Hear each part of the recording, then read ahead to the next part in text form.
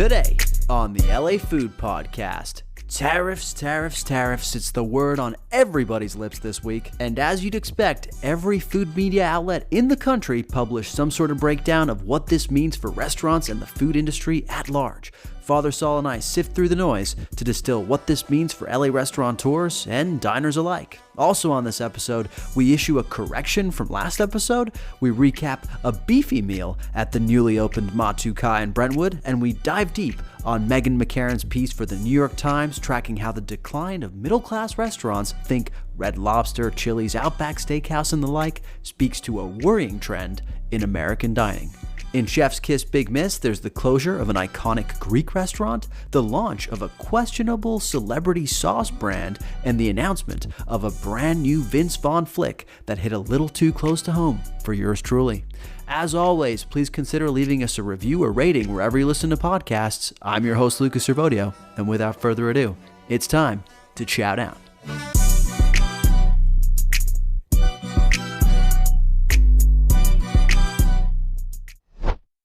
The LA Food Podcast is presented by The Lonely Oyster. Unwind at The Lonely Oyster's Echo Park Night Watch. Did you know that every night is industry night at The Lonely Oyster, dear listener? Stroll in after 10 p.m. nightly for a one-of-a-kind experience designed for the night owls and hospitality pros.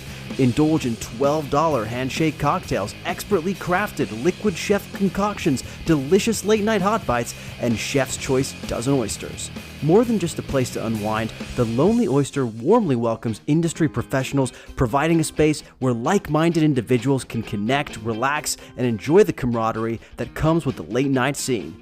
Whether you're looking to kick back after a long shift or simply enjoy the vibrant atmosphere, late night at The Lonely Oyster is the perfect rendezvous for those who appreciate good company and great food and drinks.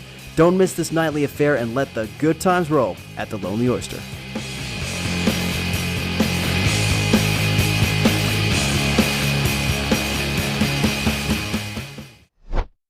Welcoming back to the LA Food Podcast, a man who is very much the Cooper flag to my Daryl Morey. It's Father Saul. Father Saul, how you doing today, buddy? I'm doing well, man. I'm not sure I follow that analogy. You are the last hope for this particular project of mine to succeed. Yeah. That's right. Daryl still needs to win a lottery to grab Cooper, but you won the Saul lottery already, baby. I already won the lottery. That's so nice. That's so nice. How you doing, buddy? Any good eats recently? I'm doing well. Good eats. And since the last time we spoke, only our dinner at Matu. Which fucking good. And we will get to in more detail.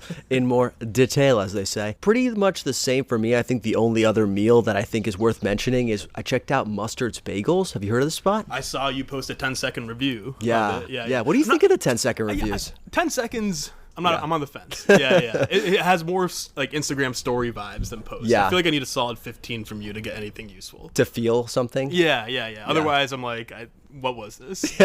Not enough foreplay for you is what you're saying? No. Yeah, I like it slow, baby. Take your time. Instagram and TikTok, they very much like push you to experiment. Sure. And I just noticed these like bullshit creators just dropping like really short videos and them doing super well. I was like, I am a bullshit creator. I was like, yeah, let me lean in. I can do this. I can be even more bullshit than I already am. And so far they're doing okay. I think I agree with you though. Maybe 20 seconds. Yeah. Like space it out a little bit. You're just like zooming through a bunch of like random quick I feel like I didn't get anything from it, basically. Yeah. That's fair. That's fair. Well, let me give you a little bit more on Mustard's Bagels then. So basically this is a pop-up here in Highland Park. They're very much trying to do the Courage Bagels thing, sure, which you still have not been to, right? Still have not. I've driven past a couple times with the intent of going, and I see the line. Yeah. I'm like, I can't deal. That line is very much worth sitting in. However, if you want to avoid the line, I saw a bunch of like other creators like Rick Locks, for example, talking about how these were like the next best thing to Courage. So went to visit, obviously Highland Park, not far at all. It's every weekend, pops up.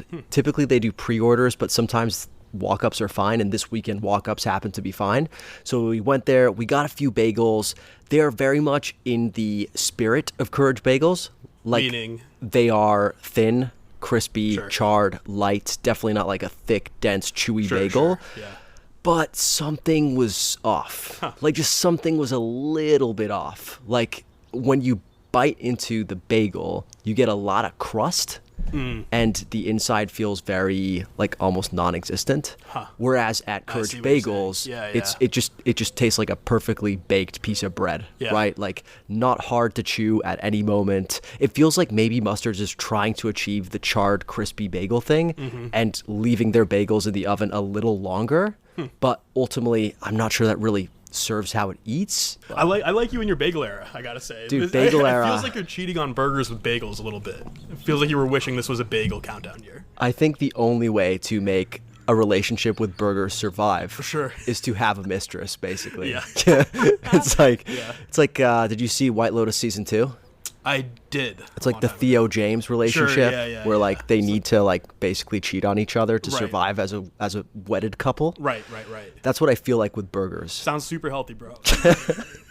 Dude, this is easily the unhealthiest. Yeah, of course. Countdown I've done so far. Tons of red meat. I mean, what, like pizza? No, not even pizza would be like this caloric. Pizza's a lot of carbs, but I feel like, I was running so much that you kind of need carbs when you're running. Sure. There is no exercise or exhortation in the world that requires this much red meat. Well, at least you're getting your protein, and maybe it's your bulking season. Maybe you do that. Are you calling me fat? I'm saying you could get to work.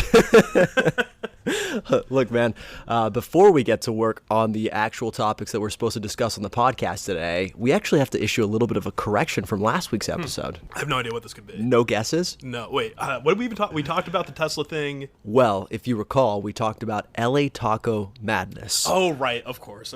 So, if you recall, we mentioned that there was one notable absence this year from Taco Madness, and that was Via's Tacos. We surmised that Via's no way in hell that they were the ones that actually were stepping down. Right. That perhaps Javier Cabral and the good folks at LA Taco had approached them and said, hey guys, why don't you sit this one out, basically? Right. And they obliged. I'm going for a run last Friday when the episode drops. Friday morning. Like the episode's been out for like a matter of hours. Yeah. I'm going for a run by the gorgeous Occidental campus in Eagle Rock. Beautiful day. I'm loving life. I'm stopped in my tracks by a phone call. I look down, and it is from none other than Victor Villa himself, the owner of Via's Tacos. What do you think is going through my mind at this point, Sal? I don't know. You're a fearful person. I'm assuming cancellation, lawsuit, something along those lines. Yeah. At the very minimum, I was thinking just like, I'm going to get chewed out right now, right? Yeah. I actually pick up super friendly conversation in which he just really kindly let me know, hey bro, actually, you know what, we did decide to step down voluntarily. I don't know if I think we mentioned this last week, but Via's just opened a third location here on Figueroa. It's completely focused on Mariscos, which is a totally new concept for them. And he basically just explained, look, we got too many irons in the fire right now. It's a really big like expenditure to like go out and try to win Taco Madness, and whatever if they're doing it, they're going to go in to win. Sure, Yeah. He was talking me through like what they did to campaign and stuff, and it feels like it brought me back to like political days, man. Yeah. It's a full field operation, So he's like, we're just going to focus on the business this year. We won it 3 times already. Let's let somebody else have it. So that was Victor's explanation. That to me is less it's a correction, but we didn't have any reporting, right? It's not like we knew the facts. No, we were just guessing. We were just guessing, and we were clarified, which is cool. Appreciate him reaching out. I will say the fact that it was like a political level campaign in terms of expenditure and time is kind of the point. That what do you mean? People like. The critique was that I mentioned this. I feel like Bill might have as well. Not to, I don't want to make you get another phone call Rub Friday salt morning, in the wound. but wasn't part of the idea like, hey, it is in fact a popularity contest, and the reality of the tactics, like they could just have been in it and like hope that the amount of goodwill they've built up will get them to a win anyway. But it makes total sense. It's generous. It also makes total sense that LA Taco wouldn't ask them to leave because presumably they get a ton of hits from Via's like voters coming in. So adds up. Yeah, I bought it. I fully bought it. Victor, to be clear, if you were listening, I fully bought your explanation. I wish you nothing but success. And I actually think, we may have been right about who we think is going to win this year. Oh, interesting. AKA Tacos Los Cholos. Right. Based on things I've heard about how aggressively they campaign. See, yeah, that's the thing. So the critique of the campaign part isn't just for Via's, right? Yeah. They're playing the game, right? My comment was that is less like a critique of Via's and more a critique of the process of doing Taco Madness as like selecting the best taco. Yeah. It's selecting who's the best at campaigning for their taco. Yeah. Do you like think less of a taqueria when they don't progress in the rounds? Like, for example, last week we talked about like some of the early exits from the bracket, like Machine, some big El Russo, Detroit Evil Cooks. Yep. Do you think less of them? Absolutely not. Again, I don't put love LA Taco, subscribe to LA Taco. This is not where I like put my like the weight of actual quality. Yeah. It's kind of fun. It's like just a fun thing to watch play out. Yeah, it is. And honestly, the culmination of it is really fun too. The event, I went for the first time last year. I think it was in downtown, like near sort of Olvera Street, and it's sort of this massive like taco festival with like music and stuff. They do like a competition on site too with judges, and so there's two prizes. Cool. There's the obviously prize of the people for Taco Madness, but then there's also like the judges prize, and that's like the real prize. I didn't know that. Detroit won last year. Interesting. Have you done Detroit yet? I've done Detroit, yeah. When it had their carnitas and like a fish taco special. Yeah. The carnitas were fucking really like good. Yeah, they're legit. Yeah. And not to mention the chef over there, Chuy Cervantes, semifinalist for the James Beard Awards. That's right. All right, well, speaking of excellent meals, you and I went to the Friends and Family for a new opening that just opened on Sunday in Brentwood. You referenced it earlier, but of course I'm talking about Matu Kai. So for folks who have never been to Matu or have maybe been living under a rock, how would you describe the overall concept? It's basically an ode to beef, right? It's like a temple of beef. Basically, Matu and Matu Kai source all of their beef and wagyu from First Light Farms. Yeah. And then basically have a menu that, whether it's the small plates like meatballs, Matu Kai and skewers, sautés, or the actual steaks themselves, from which they have a selection. It's just a fucking like, here's the best beef, and here we're gonna cook it for you a couple ways and make it as good as fucking possible. Yeah. And it's a fucking blast. Most importantly not most importantly, but like a key thing is that they have these amazing deals too. Like, there's no way you get to eat this much good beef at the prices they offer for their dinners, right? Yeah. They have like essentially like small set menus for different kinds of dinners. I went with Isa to the original Matu last year, one of our favorite meals. And then when we went back for Matu Kai, I was just like, yo, this is one of my favorite concepts and spots. How would you describe the new space versus the old space? It's a similar vibe overall. Both like have like kind of dark, kind of like whatever, kind of like cool, sexy, mood lighting, good for a date, or good for a power dinner or power lunch or whatever. This one has or a dinner between us, which is neither of those things. Both of those things. This one has like a little bit of outdoor space too, a little patio, which is nice also, let some air in, but very, very similar concepts. A few I think additions to the Matu Kai menu, which were really good. Yeah. But otherwise, just like a consistent experience across both spots. So you mentioned some of the dishes. Mm-hmm. When Matu Kai opened, for some reason, I thought it was going to be like a sushi version of the restaurant. Yeah. Why do you think that? Well, because like I kind of had in the back of my mind, because Jerry Greenberg is the owner, and he is also involved in Sugarfish. So I just thought that there would be like some synergies there. Also, I don't know, Kai just sounds kind of Japanese to me. And I was like, oh, cool, they're venturing into something else. But no, it's still pretty much the same concept, but they do have some new additions to their menu to sort of like spiff up the appeal of going to visit them as well as going to visit the Beverly Hills spot.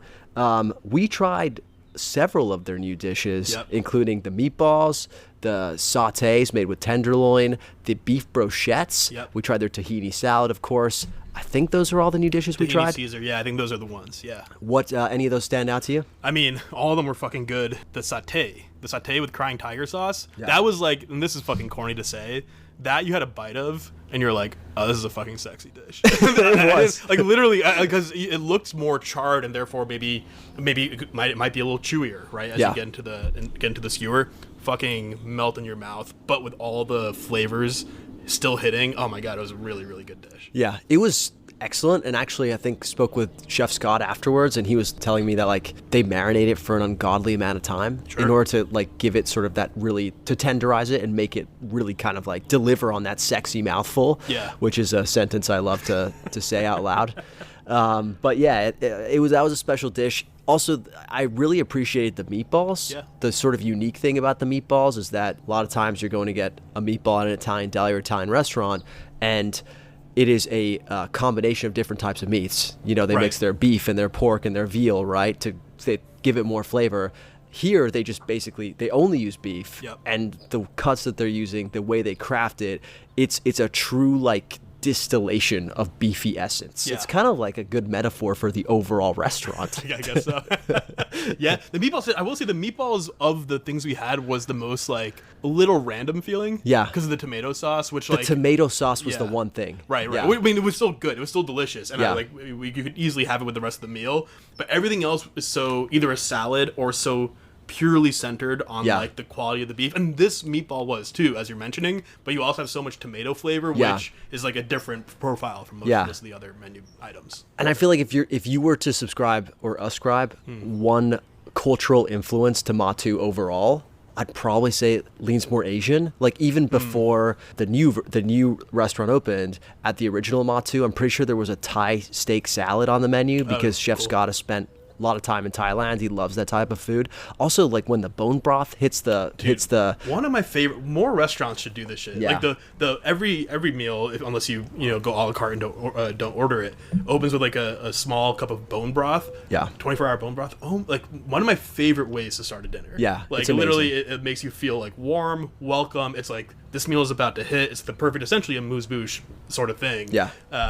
I wish more restaurants did that. It was, and to your point, like those, I know it sounds like we're just like in the bag for Matu Kai, and I think we kind of are. I mean, I was in the back for Matu last year. I don't like, it's not just about like the, whatever, we went for the friends and family experience. Like literally when I went to Matu last August, I think I told you it was Yeah. our best meal. Maybe, of that Simone- crawl, of that like food crawl you did with your sister. So over a yeah, like, weekend. or just like the whole week. I think Simone was the other one, Simone. Yeah. But like those were like the two top things, and especially again the overall experience, affordability Yeah. of the quality of meal you're getting. The only critique we had, I remember at the other spot, was like we realized the soundtrack was like Linkin Park or something, and we're like sounds that sounds like a compliment to me. I don't know. I was more like you realize normally when you're in a restaurant, it's kind of like, oh, the music just like phases to the background, and Yeah. that place we were like, what's on the Dude, what's on the radio music, right now? Music makes such a big difference. Like does, yeah, we were at a bank just the other day, and they were playing Ryan Cabrera, and I was like, this is not a serious establishment.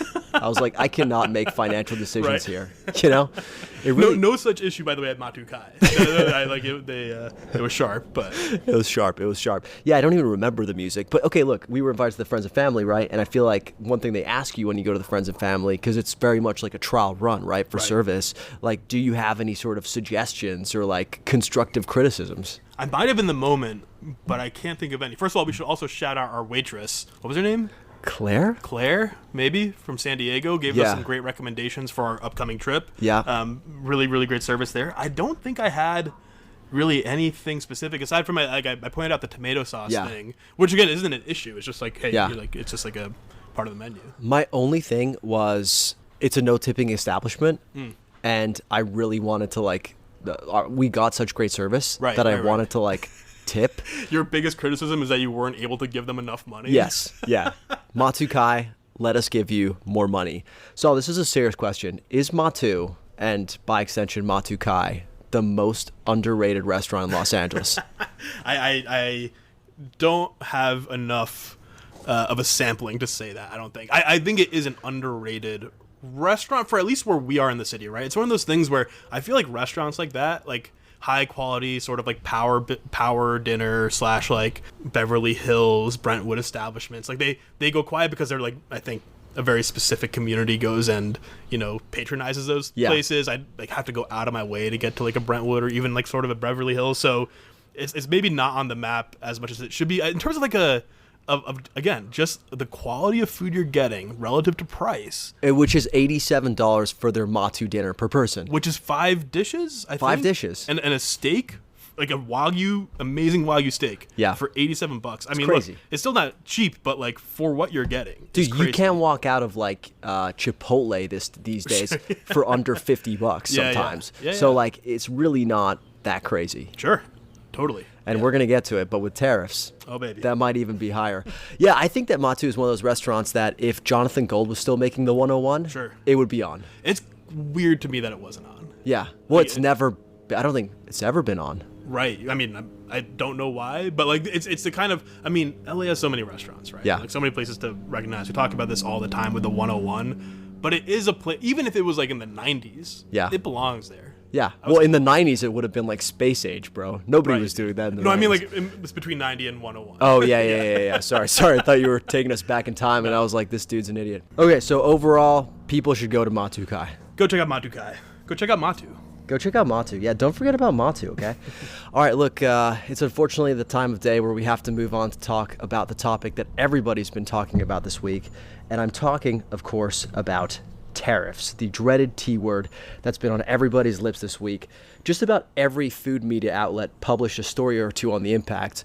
And of course, they're all outdated because we're recording this on Wednesday. And just today, the president announced that he was basically putting a pause on all of the tariffs for 90 days. Yeah, 90-day pause, except for China. He's raised the China tariffs to like 120%, and for now all the other countries are at 10%. I still think that it's worth discussing tariffs today on today's episode because, you know, to a business like the restaurant industry, a 10% tariff on goods still makes an impact. Not to mention there's a 90-day pause for now, but as we've seen with this administration, you never know what's going to happen. Isn't that right, Saul?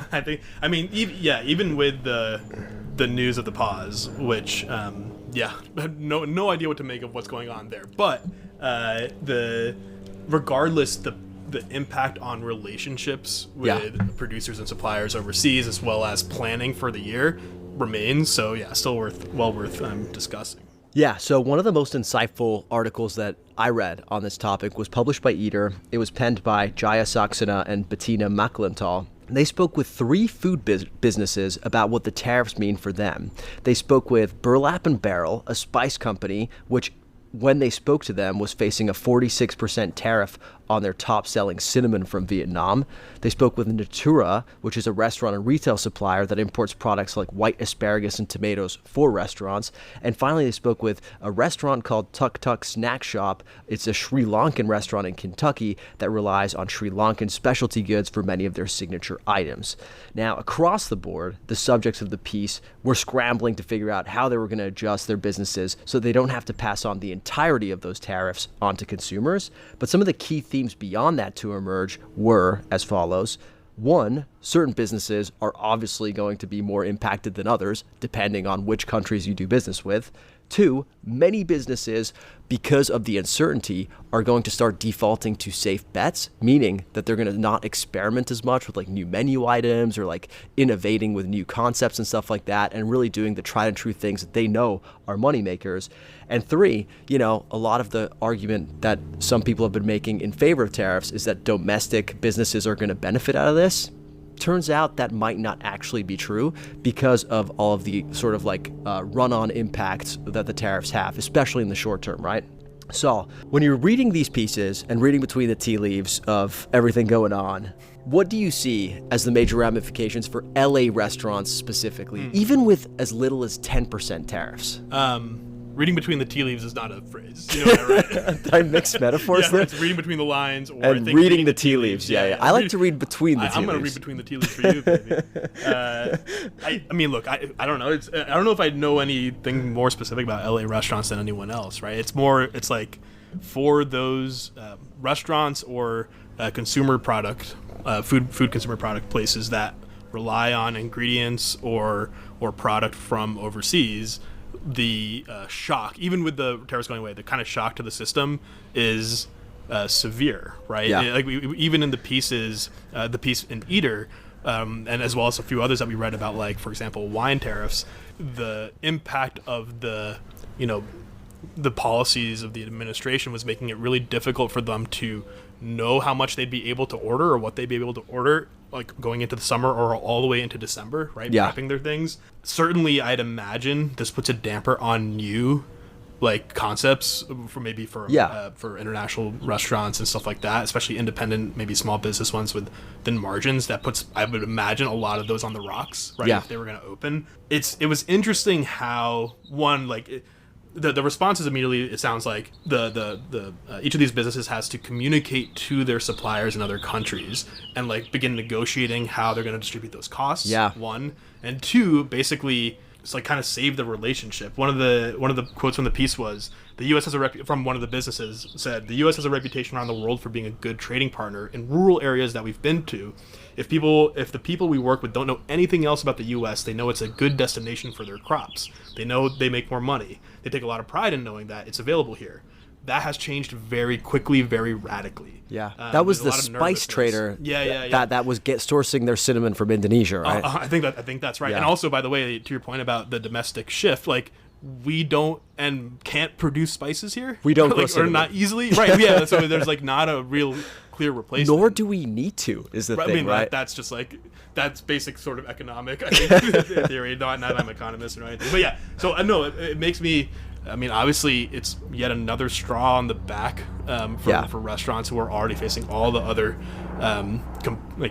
various pressures that we've discussed ad nauseum. I have again, it would be on a case-by-case basis. Right. Well, that's what I was going to say. Like, obviously, one of the points that jumped out was the fact that different businesses will be impacted differently, right? Like, for example, reading the Natura example, the importers and distributors, they import anchovies, right? Mm-hmm. Excellent quality anchovies from Portugal and whatnot. Immediately, I just spoke with Chef Melissa Lopez of Barra Santos down here in Cypress Park about how they have this really unique concept of doing Portuguese food, right, where they're really like fanatical about sourcing the best of the best. My mind immediately went to them being like, holy shit, basically your biggest calling card right now just got way more expensive. Yeah. And you're gonna have to figure out what to do. Especially for those European and Asian focused restaurants, it seemed when the tariffs were again in place as initially sort of designed, like the Asian products and stuff, which I don't know, they still might be impacted by the Chinese. Well, the Chinese one, like I feel like are Chinese restaurants just fucked? I don't know. Well, it depends. I don't know what stuff they are actually able to like source here versus what they source from overseas, but. So my mind immediately went there, but then you go, oh wait, like wine bars. Like wine bars that serve small European style plates like anchovies and high quality like small bites. Plus, not to mention the wine, which we'll get to. Yeah. Like that's actually like a really, really hard impact on those spots, which are among the most popular in LA. I think there's a real trend around like wine bars being the new place people like hanging out, or like the trendy spots like Stir Crazy. Like, I mean, you would hope that they can pivot. I mean, the wine stuff can't, I don't know, it's its own thing, but at least for menus you can pivot to locally. Like you have the flexibility if you're a wine bar. If you're a Portuguese concept like Barra Santos, like it totally sucks. Yeah, it really sucks. I will say that I think like, someone in the piece said that like they were going to innovate less as a result of this. Because they basically just didn't have the margins to innovate, and they just felt like they needed to go for the safe bets. I kind of think like that could go one of two ways, though, to your point, right? Like if you need to get more creative with local ingredients, that could lead to some innovation too. I mean, think about the restaurant you went to in London, Cole, right?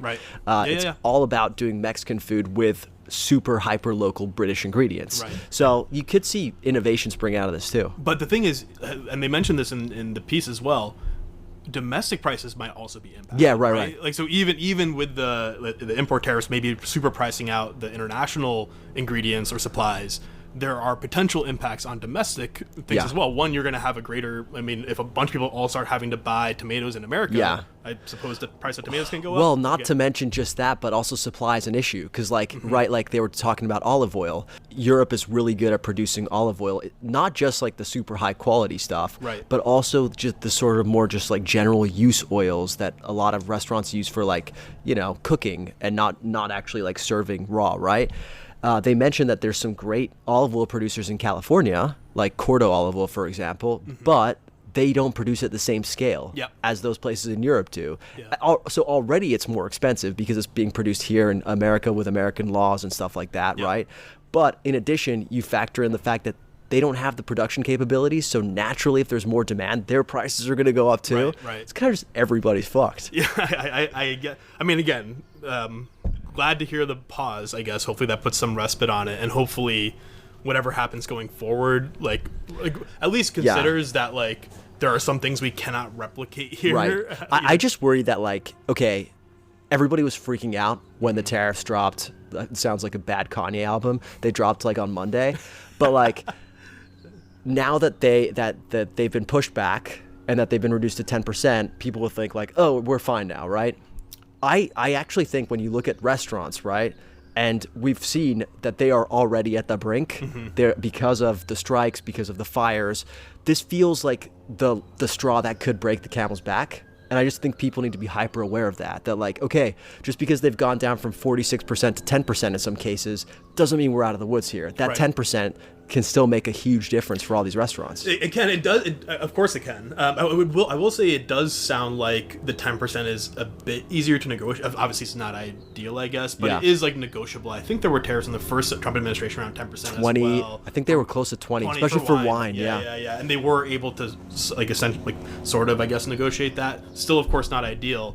And the thing is this, like, as I was mentioning before, I wouldn't be surprised if restaurants, regardless of the pause, actually use the pause to begin making changes to their supply chain in anticipation of something like this dropping again, given it was so sudden and severe, right? So it's almost like, well, we can't, even if they're gone now, we have to consider the risk of it happening again and how it will impact our ability, like, us in 4, 5, 6 months time. And therefore, I don't know if restaurateurs are thinking like this, but I wouldn't be surprised at all. I would be thinking like, well, until something really explicit changes, we have to plan into the future as if something like this could happen. Dude, this reminds me of the panel that I moderated for New School, Family Meal, right? It was all about crisis response, but also the breakout rooms afterwards were about crisis preparedness. Right. And I joined the crisis preparedness breakout room, and it was with a bunch of restaurateurs in that room discussing like what plans they have in place. And for that particular, session, it was very much focused on fires, but then also like somebody brought up the great point that actually the most day-to-day crisis that a restaurant deals with is like an injury happening in the kitchen that maybe you're not prepared for, right? Nobody's trained in first aid or like CPR or whatever the fuck saves lives. And so like they're not even prepared for that crisis. So even as we're talking about now, like being prepared for like tariffs, it just strikes me that like a lot of these restaurateurs do not have bandwidth to like literally start thinking about it. It almost makes you think like, these organizations that are out there, these consulting orgs like New School or like the Independent Hospitality Coalition, they should be out there like pumping restaurants with like information, right? Like that's what I would do if I was them. I mean, to the extent they can even like totally make sense of it. Totally. Yeah. And I don't think there's no predicting, but certainly like when you plan for a crisis, you can at least scenario plan. Right. You know that like, okay, at a minimum we're going to have 10% tariffs here. We might it might go up to 46 or 50 depending on, how he's feeling that morning. We should have some sort of contingency plan in place for that, because if that does go into fruition, like things could get really tough. Yeah. And I have no idea what the scale of like disaster or closures would be, but I mean, when you think about all the closures we've heard of just this week, right? Like Papa Christos just closed, like one of my all-time favorites. We'll get to it in Chef's Kiss Big Miss, right? But like they're citing higher rent as their issue, right? I mean, like rising food costs is already an issue. Like this is it kind of breaks my heart for restaurants. You've mentioned it a couple times, but wine is just something that a lot of people wrote about. It was written about in the New York Times and the Los Angeles Times. Basically just like a breakdown of how the wine industry is like a perfect little sort of like microcosm that explains how all this tariff thing works because of the network of distributors and suppliers and producers. A point that the piece is made that I thought was really interesting was like, wine is the sort of like cash cow for a lot of restaurants, like liquor in general. Make their margin, right? It's like the highest margin thing where people like buy the wine and the restaurants make the most margin off of. So a tariff on wine is probably one of the most detrimental ones. For restaurants, like European restaurants maybe, and wine bars that rely on that heavily. And I mean, again, the wine articles were interesting because it kind of illustrated the nuance behind like how all this works and how it's not necessarily a one-to-one. It's not just like a tariff hits and then international wine gets more expensive. They were using the example of how distribution networks work and how warehouses that distribute, in the U.S. want full trucks. So if there's a decline in overall wine being sold, there won't be full trucks of wine. So warehouses are going to raise their prices to get it out. So it's going to directly impact the price of California domestic wines, which means that it's not as simple as saying, okay, well, we don't carry, French wine anymore. It's like even California wine is going to go up. Look, the one joke I could think of, and they were talking to I think Lou's wine shop. In Los Feliz. And he was like, look, for like a lot of my customers come in on like a weeknight, and their price point's about like $30 for like a weeknight wine, right? Yeah. And if it were to bump up to $40, you know, that might be like too eye-watering for like a Thursday night dinner or something. Yeah. And I was like, well, I know this is not how this works. I'm fully being facetious, but I was like, if you just bump the $20 wines up to $30, who's gonna tell, man? We're not winning any taste tests. Kind of what he said. He was kind of like, look, we have cheaper wines, and like they're still good. People don't really notice. So Right. Prepare to drink a lot more cheap wine at dinner, everybody. Yeah, man, it's all super fucked. But I think the wine thing is interesting because it's kind of like, I assume the same principle is the same for olive oil or other products, right? It's like the way that, you know, the thing you just mentioned about trucks and then warehouse having to up their prices. That's not something that's unique to wines, right. I believe. So I think if you're interested in learning more about sort of how everything is interconnected and how the downstream effects really can impact everything, I highly recommend going to read those wine articles. We'll put them in the show notes. Well, I think that's probably as much as we could say about tariffs, not being economists, but I think the technical term for it is clusterfuck. I mean, I will not make any political judgments one way or the other. It seems like a policy that will not be great for LA restaurants if it were to have gone forward or returns. The only thing I might say, though, so brave. The last thing I'll say is, for consumers, I think more than ever, like, don't be that guy who gives 1 star for prices. Yes. I mean, like, I get it, obviously, and if prices for food goes up and restaurant goes up as they have been going, if that means you can't go out for dinner, that hurts everyone, right? Because you can't experience it, the restaurants don't get the revenue. But like, sure, there are places I know that overcharge, but the vast majority are like slim margin businesses, and they even call it out in I think the Eater article, where it's like, man, like we will eventually have to pass some of this on to consumers at the higher tariff rate. And that's like, we're one star Yelp review away from like tanking our rating. Because people are unhappy about it. So like, obviously, prices are like make your personal financial decisions, but understand that and don't be that guy. Don't be that guy. I honestly never be the guy who leaves 1-star reviews. And actually, I think there should be some sort of karmic rule that for every 1-star review you leave, and I think you've been doing this to your credit, you got to leave a 5-star review on 5 other businesses. There you go. You know? Yeah. I'm, for the record, I only leave 5-star reviews. I never have left a 1-star. But leave 5-star reviews, people. Yeah, because like, how many times we always complain about what's wrong. We rarely go out and give flowers to the. This is the whole family meal conversation the first time we went, right? Yeah. Where it's like, you know, people when people have a good experience at restaurants, they just like go like, hey, that was great, and like walk away. Yeah. It's only when they're upset that they typically review. Not general. I mean, like, people review restaurants well, but remember to do that. Not to put like too much onus on the restaurants, but I think we've spoken about this in the past in terms of like what restaurants can do from a communications perspective to like sort of give their customers a heads up. Yo, we're dealing with some stuff. You might see the prices tick up $1 to $2 per item or something. We appreciate your continued support. We need it now more than ever. I think just being as transparent as possible during these times, as a consumer, I would appreciate. Yeah, no, fully supportive. I'm sure there are examples, I can't think of them off the top of my head, where typically it's for like service and tipping. Yeah, right? I think Bub and Grandma's did that not too long ago, where it was probably like a year ago, but where they were basically like, look, because of all these factors, we need to up our prices by $1. We still are committed to like serving the most affordable food possible. We're not here to get rich, basically. And I think it went over really well. Like the comments were super supportive. I think restaurants are sometimes scared to do that. They just hope customers won't notice. But customers are going to fucking notice. Yes, they will. No, that's a great point.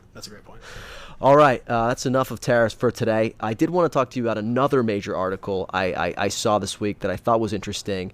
It was from one of our favorite reporters, Meghan McCarron of the New York Times. She penned a piece for the New York Times headlined, "Where will we eat when the middle-class restaurant is gone?" The thesis of this piece is essentially this. The decline of casual dining chains, your Olive Gardens, your Red Lobsters, your Chili's, you're very familiar with them, Saul. They used to be the social and economic backbone of the middle class in America. However, their decline is not just a business trend, but a cultural and societal shift that is eroding spaces of human connection across class lines. Meghan argues that casual dining chains, basically used to foster connection by providing affordable, welcoming spaces for families and friends to gather and eat together. As they've declined, that's deeply linked with broader economic and cultural forces like stagnating wages, increasing inequality, and changing consumer values that have hollowed out the customer base for those middle-class establishments. This is significant because research shows that casual dining chains, like your Red Lobsters, like your Olive Gardens, are among the few remaining places where Americans from different income levels still interact, which is crazy. Their disappearance contributes to increased social isolation and the decline of cross-class interaction. It's basically like Snowpiercer without these restaurants. The result, what we end up with, is a more fragmented, lonelier eating culture with Americans still spending money on restaurants, but far more likely to eat alone, in cars or at home, via delivery apps or takeout. And the broader consequence is a loss of community-centered rituals that once defined everyday American life. So let's start here. Take us back to your childhood. What was your experience with middle-class restaurants like? My immediate reaction reading the piece, and she does address this, was when I was growing up, quote-unquote middle-class restaurants. Give us an example. Literally Capuano's down in Never heard of her. West Windsor and Plainsboro, New Jersey. We used to go like on a weeknight if it was like, after soccer practice, right? Yeah. Or Al John's, where we would like go for I don't know, for a nice dinner every so often. Al John's, baby, fucking some of the best pizza. Capuano's was a nicer one. Capuano's was more like, I think, in this category where you go sit down, have a pizza, have some pasta, and it's like it's casual vibe. It's like plastic foods and whatever, and the pizza's just all out. Yeah. But you do like eat and sit down. That to me, like that basically local, small, like independent or small chain thing was what I thought of as middle-class restaurants. These are middle-class chain restaurants. Casual chain Those were not chains? Those were not chains. I mean, they had like one location, then opened a second. Not true chains, right? To me, so when I first read this, I was like, I'm not sure I feel bad about these restaurants going away because my perception of them was that they were parasitic. And Meghan does have a whole section that goes into this, right? Yeah. How they're like, those mom and pop independent spots that I relate to from my childhood. Yeah. Often have been hollowed out by the presence of your TGI Fridays and your Olive Gardens and so on and so forth. Because where was Capuano's, geographically speaking? Was it in a town center? Town center. Yeah, area. and that's what she was saying, right? Yep. They're like these town center restaurants sort of were hollowed out, to use your word, by these restaurants like the Chili's and the TGI Fridays that populated near the highway. Yep. Because that's where people were most likely to want to go eat. Yep, that's right. Now, that being said, we did hit up Olive Garden every so often, or TGI Fridays every so often. Leave my house. The one, I mean, like, I'm sure, like, we ate. It's funny, too, because as we were coming up, it wasn't long before the fast casual chain emerged, right? Chipotle was like... Well, we were college? High school. High school. Yeah, high school was when Chipotle kind of opened up and started blowing up. And she mentions in the piece, like, fast casual restaurant emergence is one of the reasons why these casual chains, sit-down chains, like the Chili's and Applebee's and so on, have been hollowed out because millennial consumers in particular went to the fast casual. Yeah. Plus, the fast casual experience, which is not sitting and eating with your family or with a table. Typically, you can, but like the usual experience is not that. Means that, and it's sad, honestly, to do so. Have you ever had like a family meal at Chipotle? No, never. I don't think I've had a family meal at Chipotle. Have you ever eaten with another person at Chipotle? Probably not since high school. That's the funny thing. In high school, when they first came up, you did kind of like pick up your stuff and eat there for the most part. And then it became more of like pick up your lunch and go or whatever. I can think of nothing sadder than like taking my family to Chipotle and Look, sitting at a table. again, like if you're on a road trip, right? Or if you're coming back from like soccer practice, I would totally take my kid to Chipotle and just eat there. Yeah. And no, I'm not even saying it's like a snobby thing. I eat Chipotle, right? I like Chipotle actually, but it's just the vibe. Like the vibes are off. Yeah, I think they've designed to be off. I don't think they want. So? I don't think they want you to be there. I think I feel like when they first opened, the vibe was cool. Like people like Chipotle was. I mean, again, I was in high school, but like Chipotle was like, I'm going to Chipotle. Like stainless steel tables. Exactly. Yeah. And I feel like maybe now that design is outdated a little bit, and again has the tie to like the Chipotle fast casual experience. So it's maybe been cheapened, but I actually have a very special place in my heart for the other types of casual restaurants. The sit-down ones, the TGI Fridays, the Chili's. I grew up, obviously, in Europe. I went to an international school, and international school, the American kids that would come over were oftentimes very middle class, because like they were being put up by like their companies to basically go to Switzerland for a couple years. And we would always like ask them like, what's the food like in America? Or maybe it was just me because I was a fat kid and interested in food. But they would always sort of regale us with tales of like Chili's and TGI Fridays and Outback Steakhouse. And like looking back on it, it tracks. Like that was the time, right? Like when I was 11 years old, probably it was probably like late 90s, early 2000s. That's probably when they were telling me about all those places. So when we finally went to the United States for a family vacation when I was 12 years old, we started in New York and we ate at all of like the quintessential New York spots. But then we went on a road trip from New York to Florida, and that was my heaven, bro. Because I was literally just like on the lookout. Like, you know those highway signs that tell you like what's at the next exit? Those were like, I would look out for those, be like, okay, shit. Yeah, and obviously there's your fast foods, like your Taco Bell or your Arby's. Arby's was like mythical to me because my mom had worked there in college. Very deeply disappointing when I finally went. This is just a roast beef sandwich. Well, anyways, but for dinner, we would go to these like quote unquote fancier spots, right? Like we would go to the Outback Steakhouse. That quickly became like a family favorite, right? And my recollection of it was that it was a very pleasant experience. Like these were bustling places. Usually there was a wait for a table whenever you went to an Outback or a Red Lobster. God forbid you wanted to go to a Red Lobster. There was always a wait. You'd get one of those buzzers and have to sit outside. Then finally you'd sit down. Your dad would order a lobster for everybody, and it was like you felt like you're at the Ritz-Carlton, right? The waiters were super friendly. Like it was just a great experience overall. I remember a couple years ago for my birthday, I had this desire to sort of relive my childhood and go to Outback Steakhouse. Something that is deeply offensive to my family or my wife's family, because her dad is from Australia. So I don't think we ever even told him we did this. But for my birthday, we went to Outback Steakhouse on the way back from Santa Barbara. Me, my wife, and yourself. That's right. It was the Burbank one. I remember it being a very sad experience. Like it was fun because we were all there together and we had like a wallaby darned cocktail or whatever and bloomin' onion and shit.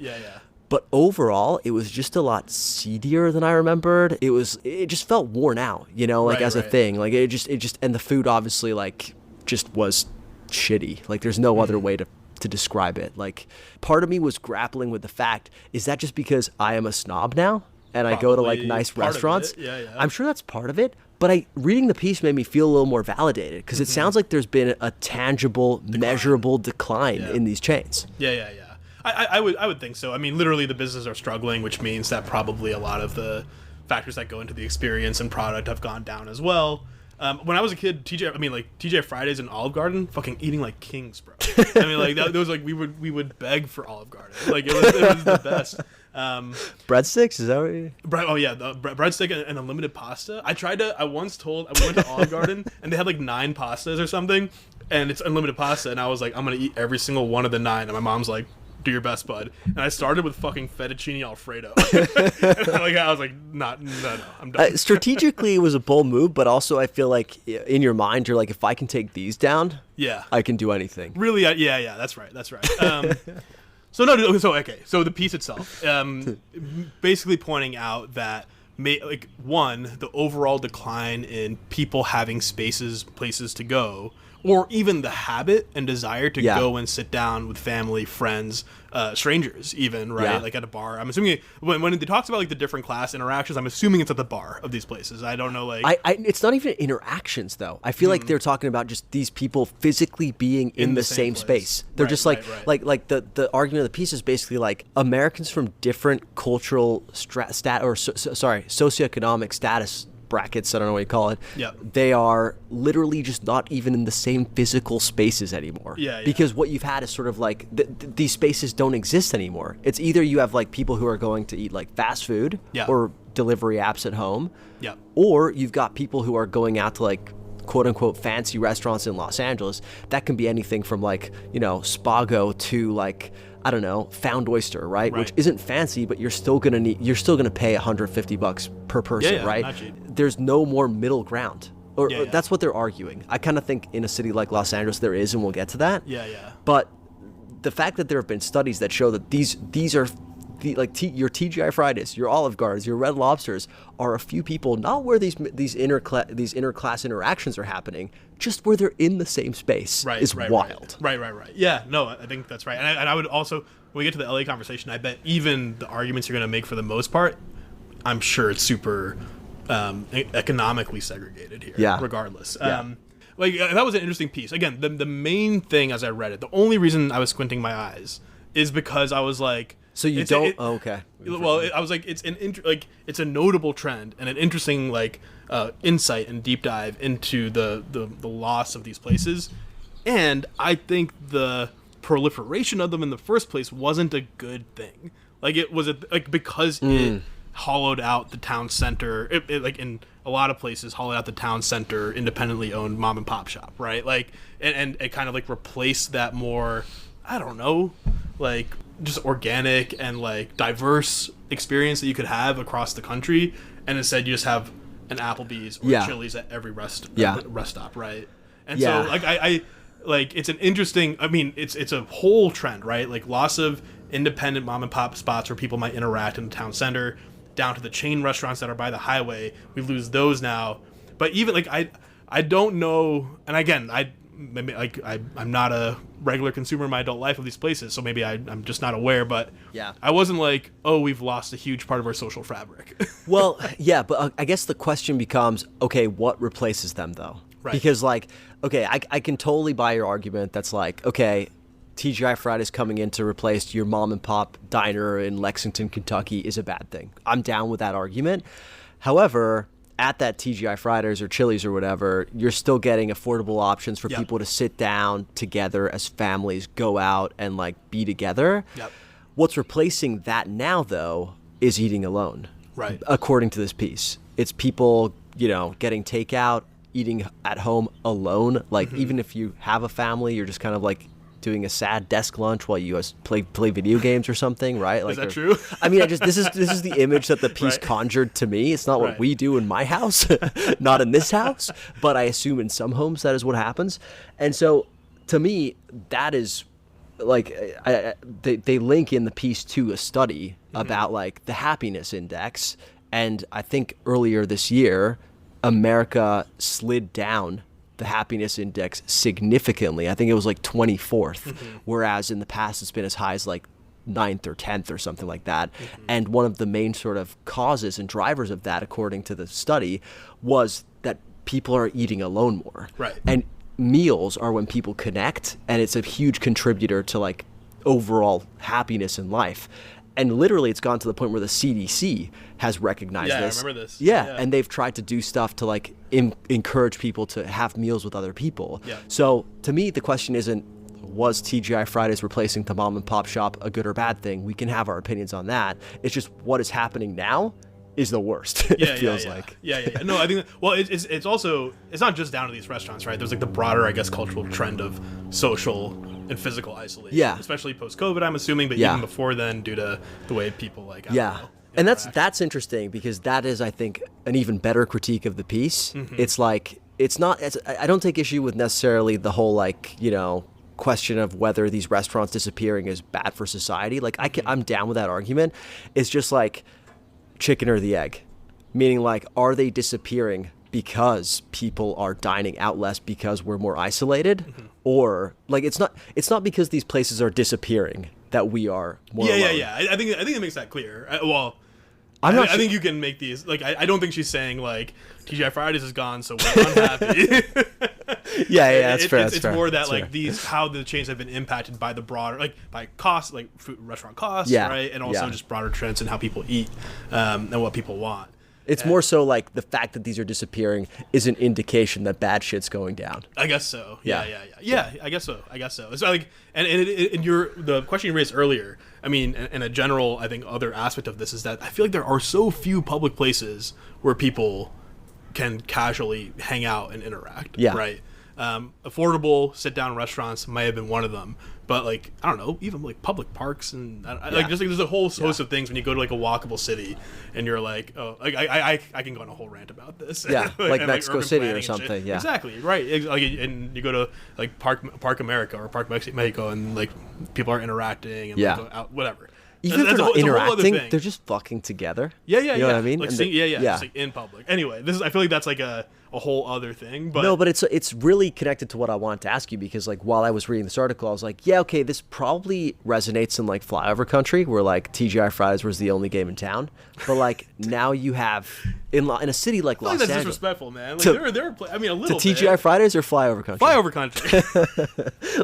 Fair enough. Apologies to our Iowans listening, but in Los Angeles, I feel like there's still plenty of options where people from multiple socioeconomic statuses can still interact. Let's take an example, right? I don't know, Via's Tacos or something like that, or even Marisco Jalisco, or a place like Bridgetown Roti, like places that are still affordable but good.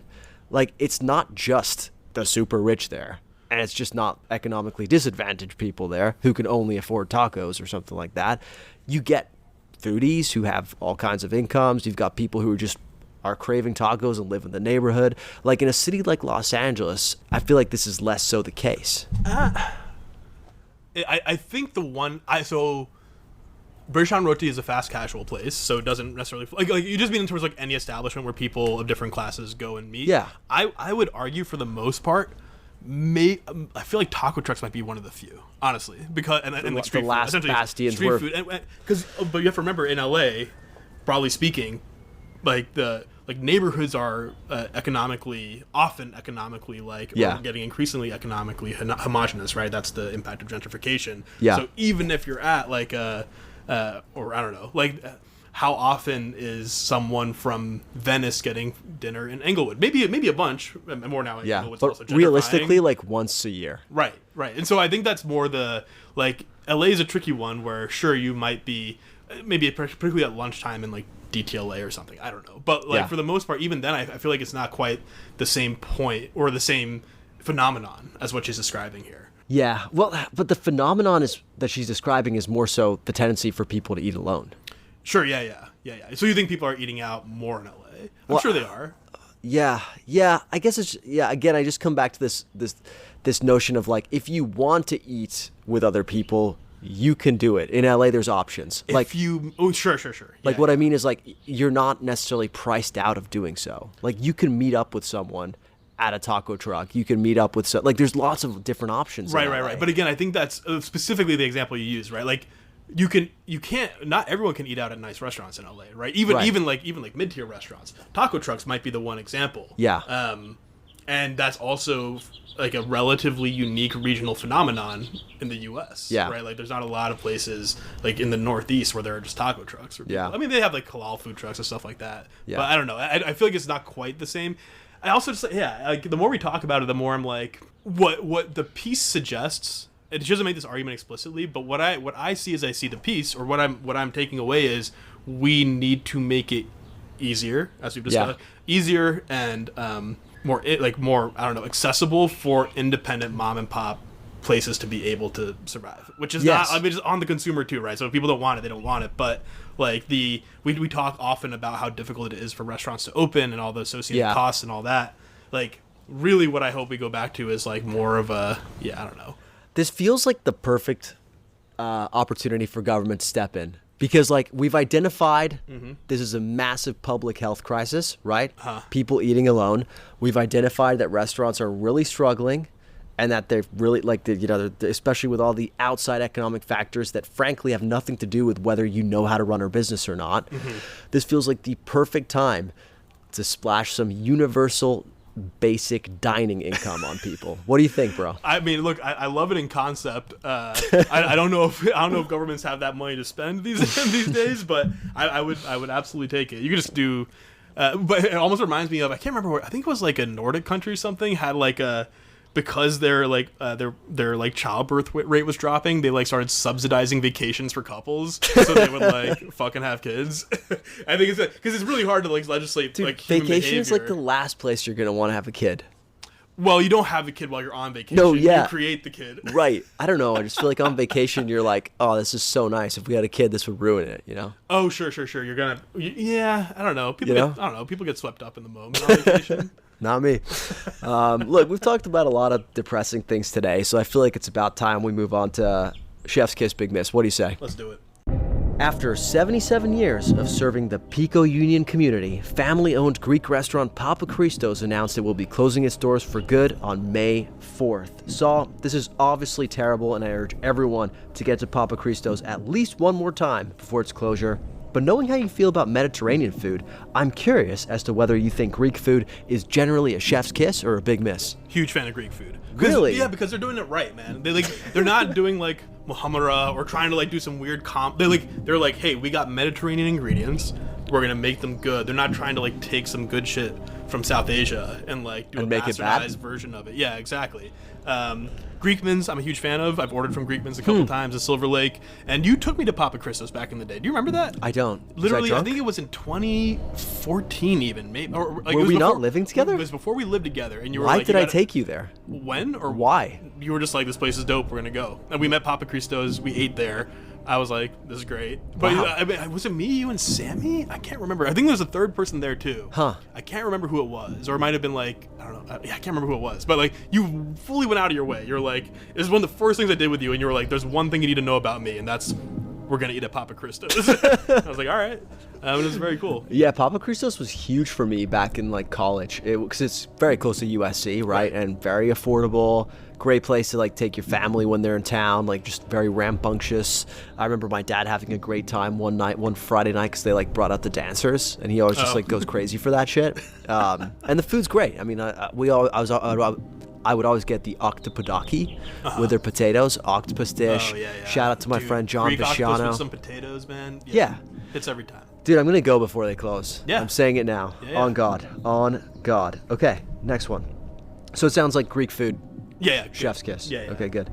Entertainment Weekly reports on a new film starring Vince Vaughn in which the Wedding Crashers actor opens a restaurant with local Italian grandma chefs. The dramedy tells the story of Jody Joe Scaravella, I'm offended just by the name, an MTA employee stuck in a dead-end job who turns to generations-old Italian recipes after he loses his beloved mother, who, along with his late grandmother, cultivated his love of food as a young boy. With help from his friend Bruno, played by Joe Manganiello, Joe uses the money from his mother's inheritance to open up a local Italian joint, Enoteca Maria, to honor her memory. But with a twist, he'll only staff grandmothers, aka nonas, to cook up nostalgic recipes. So, does this movie sound like a chef's kiss or a big miss? I can't fucking wait to see this. We're going together. We're reviewing maybe we just like do a live stream of us watching it. Like this is ultimate Luca representation. First of all, yeah. Second of all, Vince Vaughn. He's lost a little bit of his fastball, but Vince Vaughn, when I was growing up, like in the dodgeball days and like the what was it, the breakup, I think, and all that, like he was just a fucking man. He's not even Italian though. Who cares, man? This feels like that's all the same. I don't know, man. I feel like Is he not Italian? He might as well be Italian. The name Vaughn doesn't sound particularly Italian. Yeah, but he's got the vibe. He's got the energy. Yeah. He's got the aura of you guys. I feel like he plays whatever's convenient. Like I feel like in that movie, The Breakup with Jennifer Aniston, he plays like Polish. Right. That might be right. Yeah. He's in Chicago. Yeah. So, well, I mean, dude, he was just, I don't know. I on my list of I have a list of favorite actors, which is basically. Is this a physical list? Like, it's a digital list that you keep on your phone. I keep on my phone, right? Because I hate when people. I need to do it for more stuff, but I hate when people fucking ask me like, "Who's your favorite actor? Who's your favorite? What's your favorite ex?" And I don't know. I totally know. This is a weird thing you do. I feel like it's a completely reasonable thing for me to do because I will always have a correct answer, and it's always basically it's dudes who when they show up, I'm like, this is gonna be a good time. And Vince Vaughn's totally one of those dudes. Again, I tried to watch his new Apple TV show. It didn't quite hit, but he's still just like super fucking charming to me. So we're live streaming this movie as well. Absolutely. I can't wait to watch this. All right, fair enough. Chef's kiss. 2 chef's kiss in a row.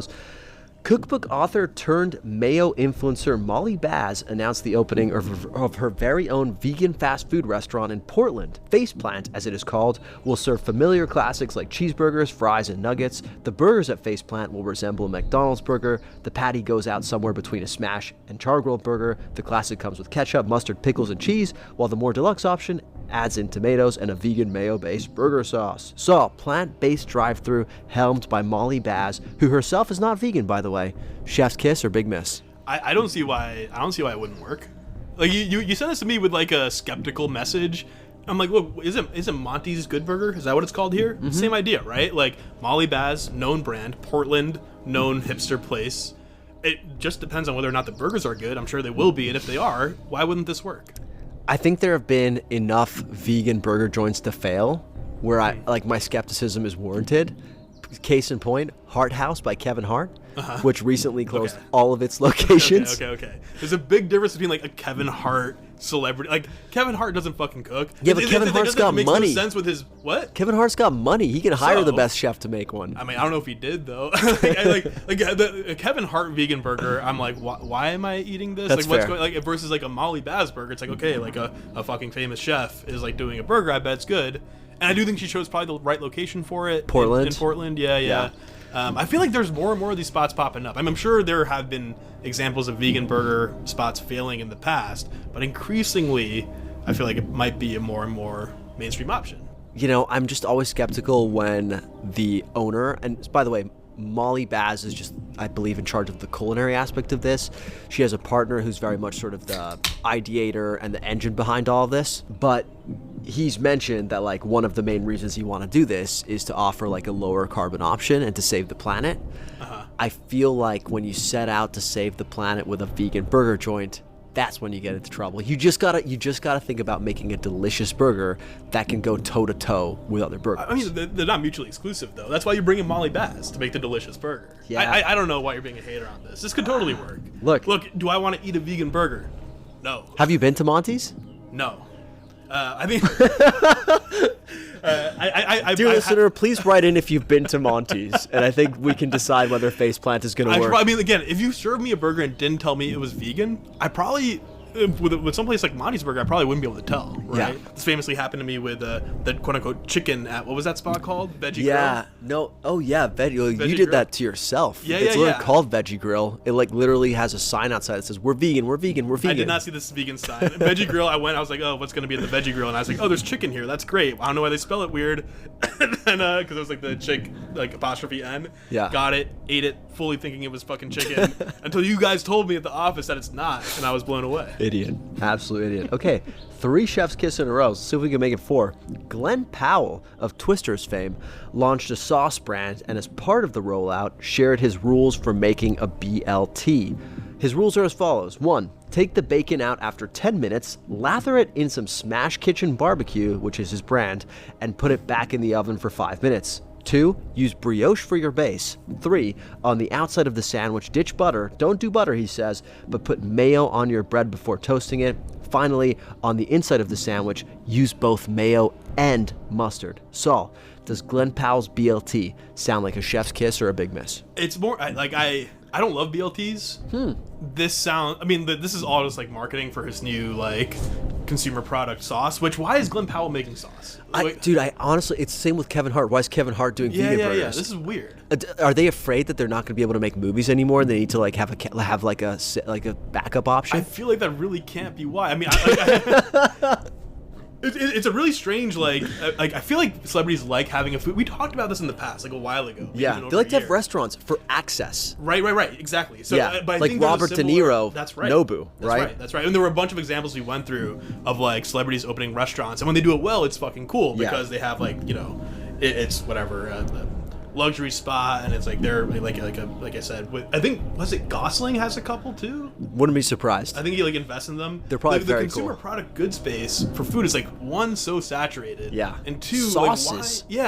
Why am I trusting Glen Powell sauce? It doesn't like it's not even called Glen Powell sauce. Yeah, like, I know. If he had his face on it or something. Right. I mean, I guess LeBron did Prime Pizza. That was random, and it kind of worked out for him. Wait, no, what was it called? Prime Pizza? Blaze Pizza. Blaze Pizza. Yeah, Blaze Prime Pizza. is the place I order from near my house.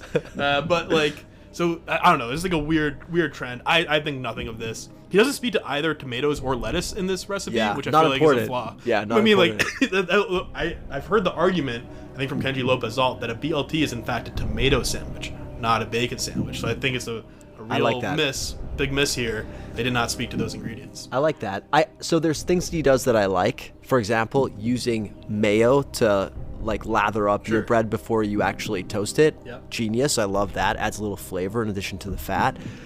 I don't love the choice of brioche. I think that's just like an insane choice for any sandwich. Have you ever had a good sandwich with brioche? I am certain I have. No, there's no way. I don't think so. I mean, you are the expert here, having had 100, but I like brioche. One of the worst sandwiches in the game. I love tartine. I'm a big tartine fan. Their turkey sandwich is delicious. Their tuna sandwich is delicious. Their breakfast sandwich is an abomination because it is a brioche bun. Right. Yeah. It's got this like little fluffy egg in it. It's got bacon in it. The problem with it, it's so soft, it always falls apart. You're never going to make it through a sandwich with a brioche bun, especially with something as sauce heavy as this. Well, keep in mind, this is not, I had this thought, but then I remember this is not a bun. These are brioche slices that you are toasting. Still too soft. Still too soft? Still too you soft. Toast it. No, too soft. You need something heftier. So I don't like that. And then obviously the move of like slathering bacon in barbecue sauce. That's just to sell the product, right? Sell the product, Get out of here. Yeah, no, that makes me never want to try the sauce. All right, final one. This one I've been excited about. Scott McTominay, Scottish football player, applying his trade for Napoli in Serie A, and that's football, the real football, by the way, recently said in an interview that one of his favorite aspects of living in Naples are the tomatoes. Oh my goodness, he says, puffing out his cheeks, the tomatoes. I never ate them at home, he says. They're just red water. Here, they actually taste like tomatoes. Now I eat them as a snack. I eat all of the vegetables, all of the fruits. It is all so fresh. It's incredible. Saul, is the apparent state of British tomatoes a chef's kiss or a big miss? I'm going to flip this around. This is not about the state of British tomatoes. It's the state of quality produce and tomatoes in Italy, right? Yeah. Like it's basically speaking to how good the actual produce in Italy is. This even came up in the tariff piece from Eater, where the Natura folks were like, they were going to like work on a domestic tomato line. But generally, quote, the quality you find here doesn't compare to what we import from Italy. You can't compare the acidity. Yeah. So shout out to Italian tomatoes. Shout out to like healthy food system or effective and like not like over industrialized food systems that make good tomatoes. Dude, I have a story about Italian tomatoes. My dad used to have like clients, right? Like for his work. And he would take me to client meetings sometimes. And looking back on it, I think he did it because, like, cute to have your child with you. Yeah. Sometimes. He totally leveraged your, get some sympathy points. Chubby fat kid with you. Couple extra bucks. Kind of looks like Harry Potter, too, at the time. So he took me on to a meeting that he had with a tomato producer down in the Naples area. And I fell asleep during the meeting that they had, which was probably cute as hell, right? But then afterwards, they took us to try the tomatoes. And we literally just had tomato, a little bit of olive oil, salt. I've never had anything like it. Wow. Like it was like eating a steak. Like it was that juicy, that umami, complex. Umami was on point. Hearing Scott talk about this, I was like, yeah, I get it. Yeah. Do you think it's a coincidence that his form has skyrocketed since moving from Manchester to Naples? No, this is I'm so happy for this is completely no one's listening anymore. Scott McTominay, so happy for him thriving outside Manchester United. Clearly a talented player that fucking club couldn't figure out. Yeah. Mess of a football club, Manchester United. Like every fucking year, Gary Neville. I'm just going off now. Every fucking season, Gary Neville says the same shit about Manchester United and the stuff they have to do. And every year, it just doesn't happen. They have like weirdly like overinflated expectations, some like false hope that are obviously not going to work out, and they just crash and burn year after year. It's beautiful to watch. But I am a Ruben Amorim fan, and will continue to enjoy and celebrate every player who leaves and immediately starts to thrive. Be better, yeah. Of which there are many. Sounds like maybe if they just sorted out the food, they might already have a step up. Get some good tomatoes? Yeah. They won't, though. They won't. No, I don't think you can get good tomatoes in Britain, especially not after Brexit. All right, Saul, we've done more than enough today. Do you have a shitty Yelp review? Emily and I are going engagement ring shopping, right? Customizing the ring. Shh, does she know? Yeah, dude, I fucking went with her. Okay, good. Just want to make sure. Me and Emily just are going want to make shopping. sure you didn't out yourself on the pod. Yeah. Congrats. And so, as I had mentioned in a prior episode, I'm getting a lot of grief from my family and shit for taking so long. And the reason I'm taking so long is because I want us to get a custom ring, do it right. We had our first appointment a couple weeks ago to like begin picking out diamonds and stuff, and then we had to go back. There was like some mix up with the place, and it took me forever to make a follow-up appointment. It should have happened sooner. 2, we're heading over to this appointment, which we've had on the books. Like we've been working on for like a month making this appointment. Yeah. I put in accidentally the wrong destination as we're going. Yeah. And I realized that when we arrive at the wrong spot, 15 minutes away from the place we're supposed to be at the time of the appointment, which I think is I thought was like a time pressure appointment. And it really made it, one, like a complete, like, just logistical fail. Embarrassing, right? Like, and that's the worst thing for you. Right? Like, can you imagine, it's like, you pull up to a spot and you're like, oh, I've just been driving us to the wrong place this whole time. Like, really fucking embarrassing. I have to call them and say we're going to be late. And low-key makes it look like I was trying to avoid going to the ringside. Like, I was like, the vibe now is like, was I like trying to like torpedo this appointment? So definitely an embarrassing. No, it worked out. We were able to go to the appointment.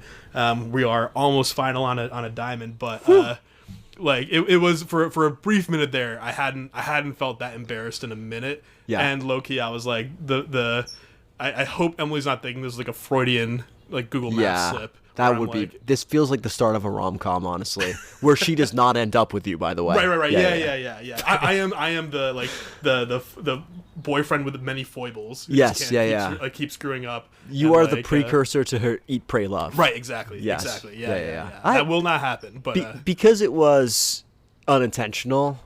And you're so embarrassed by the logistical failure. I think it's a solid like 2.5. I was gonna give it 2.5. Where it's just like, it's just embarrassing to fuck that up. Just to be like, oh, I completely like ruined our like this trip. My bad. Luckily, our friend Matthew at JK Diamond Co. saved the day. Oh, are you gonna get a discount for the mention on the pod? I'll try. All right, I got a quick one for you. We went to a 1-year-old's birthday party on Saturday. And dude, honestly, if you want some debauchery and fun, 1-year-old birthday parties. I heard about this a little bit from your wife already. Oh, did you? I don't think you heard about this. But we went to this party, and first of all, I mean, like, think about it. Like, the parties are clearly not for the 1-year-olds because they are barely conscious beings. They're not even there most of the time. They're sleeping. The parents have just had the most stressful year of all time. They're ready to blow off steam. So everybody's, like, getting lit, right? We run into this guy who we know who is one of the most interesting men in the world. He is part-time model, part-time horse handler. Oh. He literally, like, there's a name for this, but he's the guy who puts the horseshoes on horses. And he's really good with his hands as a result because he's got to, like, massage the horses, right? So he can really, like, read tension. And he was explaining this to us, and he did a hands-on demonstration on me. He started massaging parts of me that have never been touched before. In fact, he was like, one of the best places for a massage is the armpit. Oh, interesting. So he literally lifts up my arm and starts massaging. And it's a feeling like pretty good. But then he's like, move your arm up while I'm massaging your armpit. And as I moved my arm up, I felt such pleasure that I exclaimed something of a sexual nature, which I will not repeat here. As I do this, you said, "Oh fuck me." Worse. Really? As I do this, the grandmother of the 1-year-old in question walks by. You know, you might think, did she hear me? Maybe she didn't hear me.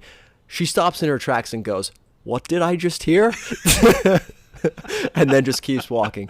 Luckily, everybody else was a little too drunk to really care. Yeah. But case in point, maybe just don't get massaged at a 1-year-old's birthday party. I will try my best to remember that. Yeah. In all the, apparently I need to find more 1-year-olds to hang out with. is what I'm learning. Don't say that too often. Sounds like a good time. Yeah. Cool. Just a solid 3 stars for you, real quick. Yeah. Not too bad. Yeah. I do need to hear more about this party when we're off mic. Yeah. I don't know what you heard. I'm a little concerned. But anyways, that'll probably do for today. In closing, I'd like to debut a new sign-off. I believe you came up with this, or ChatGPT came up with this. Yeah. You're the prize, baby. You're the prize, baby. Prize. Yeah. You're the prize. You're the prize.